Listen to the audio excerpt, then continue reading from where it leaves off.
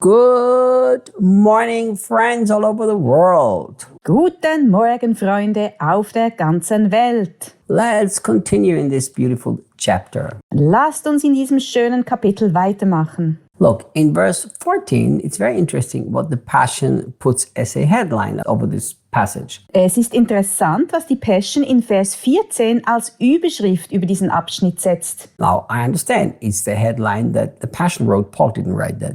Ich verstehe, dass diese Überschrift von der Passion stammt. Paulus hat sie nicht geschrieben, I like it. aber ich mag sie. It says a father's warning. Sie lautet die Warnung eines Vaters. You see, Paul didn't come to them as a great authoritative apostle, but as a true father who cared. Paulus kam nicht als großer, autoritärer Apostel, sondern als ein wahrer Vater, der sich um sie sorgte. So look what he says in verse 14. Schau, was er in Vers 14 sagt. I'm not writing this to embarrass you or to shame you. Ich schreibe dies nicht, um euch in Verlegenheit zu bringen oder euch zu beschämen. It's really interesting that he says that. Es ist wirklich interessant, dass er das sagt. Because if you look at everything that he says, it seems like he's really embarrassing them. Wenn du dir anschaust, was er alles sagt, scheint es, als ob er sie wirklich in Verlegenheit bringen will. You know, like he's really telling them off and how bad they've been. Als würde er sie wirklich zurechtweisen und ihnen sagen, wie schlecht sie gewesen sind. So now he's telling them why he's writing all this to them. Und jetzt sagt er ihnen, warum er ihnen das alles schreibt. Wouldn't that be beautiful? Wäre es nicht schön,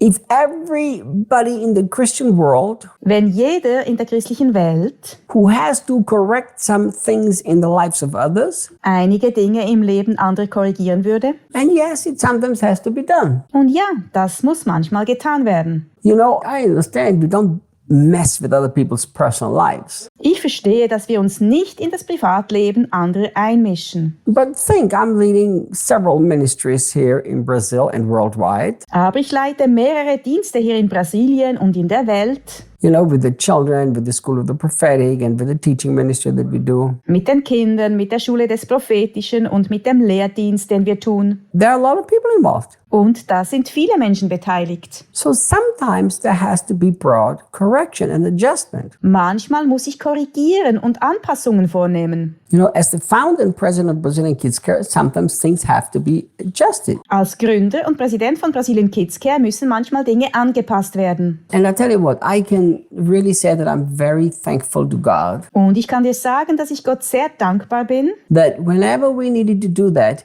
we did it from this heart that Paul describes here. dass, wann immer wir das tun mussten, wir es aus dem Herzen heraus getan haben, das Paulus hier beschreibt. Look, Paul had no desire to embarrass or shame them, yet they had to be corrected. Paulus wollte sie nicht in Verlegenheit bringen oder beschämen, aber sie mussten korrigiert werden. So now he opens his heart. Jetzt öffnet er also sein Herz. He says, I don't want to do this to even shame or embarrass you. No, no, no, no. Er sagt, ich will das nicht einmal tun, schon gar nicht, um euch zu beschämen und in Verlegenheit zu bringen. Nein, nein, nein. But to correct you as the children I love. Aber, sondern um euch zu korrigieren als die Kinder, die ich liebe. You know, Paul, in that same letter, he wrote to them about the importance of love. Paulus schrieb in demselben Brief an sie über die Wichtigkeit der Liebe. You know, we treat 1 Corinthians 13 as a separate thing Paul wrote, but of course it wasn't. Wir behandeln 1. Korinther 13 als eine separate Sache, die Paulus geschrieben hat, aber das war es natürlich nicht. Paul wrote one single letter all the way from the beginning to the end, no chapters, no verses. Paulus schrieb einen Brief von Anfang bis zum Ende, keine Kapitel, keine Verse. So Paul would never dare to write about the importance of love if he would not walk in it. Paulus würde es niemals wagen, über die Bedeutung der Liebe zu schreiben, wenn er nicht in ihr wandeln würde. I mean, think about it. Paul said, I beat my own body so that I don't preach one thing and don't live it. Paulus sagte, ich schlage meinen eigenen Körper, damit ich nicht eine Sache predige, die ich dann nicht lebe. So now Paul is trying to convince them that, look, my only motive is I love you as my children. Jetzt versucht Paulus sie davon zu überzeugen, seht, mein einziger Beweggrund ist, dass ich euch wie meine Kinder liebe. What love is that it does not correct its children? Was ist das für eine Liebe, die ihre Kinder nicht korrigiert? Think about it. Überlege. I don't want to upset my kids, so I'm not going to correct them.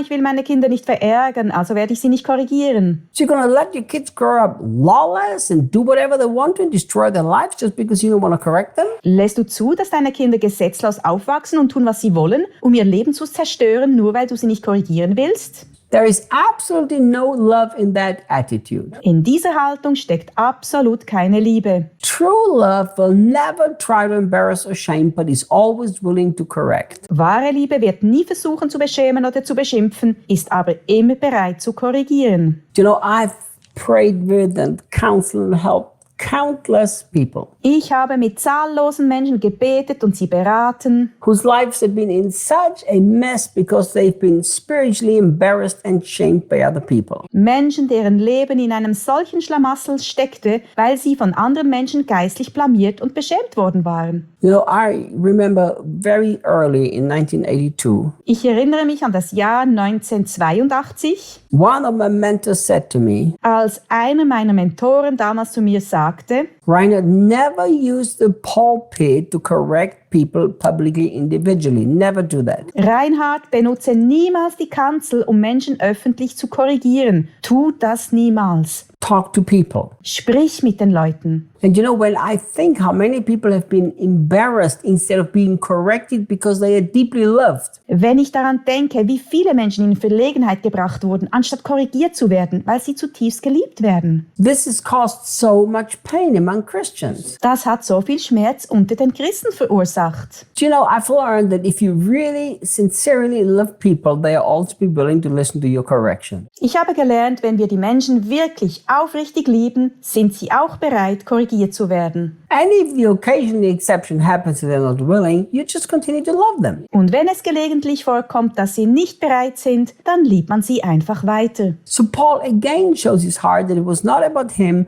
not about his idea, not about his theology. Paulus zeigt hier erneut sein Herz, dass es nicht um ihn ging, nicht um seine Idee, nicht um seine Theologie, It was all because he loved them truly. sondern darum, dass er sie wirklich liebte. So I would like you to think about a few things. Ich möchte dich bitten, über ein paar Dinge nachzudenken. Number one, Erstens, have you been embarrassed and corrected by other Christian or maybe leaders? wurdest du schon einmal von anderen Christen oder von Leitern in Verlegenheit gebracht und korrigiert? Then remember, this was not the heart of God. Denk daran, das kam nicht aus dem Herzen Gottes. So don't think God does it to you because people did that to you. Denke nicht, dass Gott dir das antut, weil Menschen dir das angetan haben. And forgive those who've done that to you Vergib denen, die dir das angetan haben. from all of your heart. Von ganzem Herzen. And maybe you have been somebody who's done that to other people, then ask forgiveness. Vielleicht warst ja auch du jemand, der das anderen Menschen angetan hat. Dann bitte um Vergebung. And the last thing I want you to think about, Als letztes möchte ich, dass du darüber nachdenkst, every time things need to be corrected, are you doing it because you sincerely love these people? jedes Mal, wenn Dinge korrigiert werden müssen, tust du es, weil du diese Menschen aufrichtig liebst? If not, first fix your heart and then bring correction. Wenn nicht, bring zuerst dein Herz in Ordnung und dann erst korrigiere. See you guys tomorrow. Bis morgen, Leute.